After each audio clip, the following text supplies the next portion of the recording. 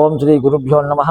శ్రీ పరాభవ నామ సంవత్సరం ద్వాదశ రాశుల వారికి ఎలాంటి ఫలితాలు గోచరిస్తున్నాయి, ఆదాయ వ్యయాలు ఎంత, ఎలాంటి పరిహారాలు పాటించాలి, ఏ దేవులను పూజించడం వల్ల శుభ ఫలితాలు కలుగుతాయి, ఏ నవగ్రహాలను ధ్యానించడం వల్ల ఎలాంటి ప్రయోజనం కలుగుతుందో మనం వివరంగా తెలుసుకుందాం. మకర రాశి వారికి సంబంధించి ఉత్తరాషాఢ 2, 3, 4 పాదములు, శ్రవణ నక్షత్రంలో 1, 2, 3, 4 పాదములు, ధనిష్ఠ నక్షత్రంలో 1, 2 పాదములు ఈ రాశి కిందికి వస్తాయి.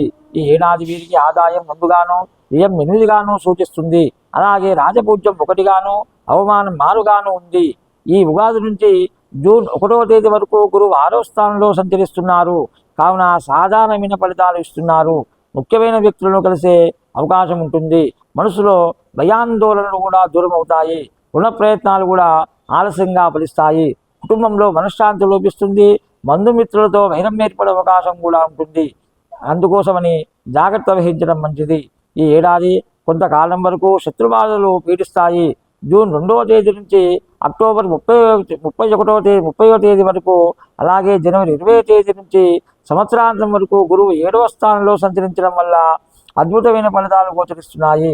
రాజకీయ వ్యవహారాల్లో విజయాన్ని పొందే అవకాశం ఉంటుంది. ప్రయత్న కార్యాలన్నీ కూడా సంపూర్ణంగా ఫలిస్తాయి.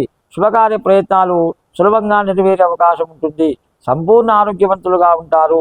ఇతరులకు ఉపయోగపడే పనులు కూడా చేపట్టే అవకాశం ఉంటుంది. సమాజంలో గౌరవ మర్యాదలు పెరుగుతాయి. కుటుంబంలో శుభవార్తలు వింటారు. మనోధైర్యాన్ని కోల్పోకుండా జాగ్రత్త వహించడం చాలా అవసరం. కోపాన్ని తగ్గించుకుంటే మరింత మంచి ఫలితాలు కూడా గోచరిస్తున్నాయి. ఇతరులతో మాట్లాడేటప్పుడు జాగ్రత్తలు తీసుకోవడం చాలా అవసరం. ఇతరులకు హాని తలపెట్టే కార్యక్రమాలకు దూరంగా ఉండటం వల్ల మరింత శుభ ఫలితాలు కూడా గోచరించే అవకాశం కనిపిస్తుంది. అలాగే ఈ ఏడాది నుంచి సంవత్సరాంతం వరకు శని 3వ స్థానంలో సంచరించడం వల్ల శుభ ఫలితాలను సూచిస్తున్నారు. కుటుంబ సభ్యులతో సంతోషంగా గడుపుతారు. గతంలో వాయిదా వేసిన పనులన్నీ కూడా ఈ ఏడాది పూర్తి చేసుకునే అవకాశం ఉంటుంది. సంపూర్ణ ఆరోగ్యం ఏర్పడుతుంది. స్థిర నివాసం ఉంటుంది. వ్యవసాయ మూలకంగా లాభాలను పొందే అవకాశం ఉంటుంది. ప్రయత్న కార్యాలన్నీ కూడా సిద్ధిస్తాయి. సూక్ష్మ విషయాలు కూడా గ్రహిస్తారు. ఇక ఉగాది నుంచి డిసెంబర్ 5వ తేదీ వరకు రాహు 2వ స్థానంలో సంచరించడం వల్ల సాధారణ ఫలితాలు ఇస్తున్నాడు. ఆకస్మిక ధనలాభం ఉంటుంది. కుటుంబంలో సంతృప్తికరమైన వాతావరణం ఉంటుంది. సమాజంలో పేరు ప్రతిష్టలు లభిస్తాయి. సంఘంలో గౌరవ మర్యాదలు అందుకుంటారు. ఇంట బయట అంతా అనుకూల వాతావరణం ఏర్పడుతుంది. స్త్రీలు సౌఖ్యాన్ని పొందుతారు. బంధుమిత్రులను కలుస్తారు. చేపట్టిన ప్రయత్న కార్యాలన్నీ కూడా సిద్ధించే అవకాశం ఉంటుంది. అలాగే డిసెంబర్ 6వ తేదీ నుంచి సంవత్సరాంతం వరకు రాహు 1వ స్థానంలో సంచరించడం వల్ల సాధారణమైన ఫలితాలు గోచరిస్తున్నాయి. విదేశీయాన ప్రయత్నాలు సిద్ధిస్తాయి. కుటుంబంలో ఒకరికి అనుకోకుండా అదృష్టం వరిస్తుంది. అనారోగ్య బాధలు కొంత ఇబ్బందికి గురి చేస్తాయి.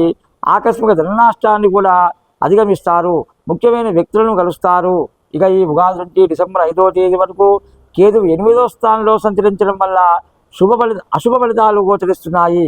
అనవసరమైన భయాందోళనకు గురవుతారు. ప్రయాణాలు జాగ్రత్తగా చేయడం చాలా మంచిది. వృత్తి, ఉద్యోగ, వ్యాపార రంగాల్లో స్థానచలనం సూచిస్తుంది. ఆర్థిక పరిస్థితుల్లో మార్పులు ఉంటాయి. ఆత్మీయుల సహకారం ఆలస్యంగా లభిస్తుంది.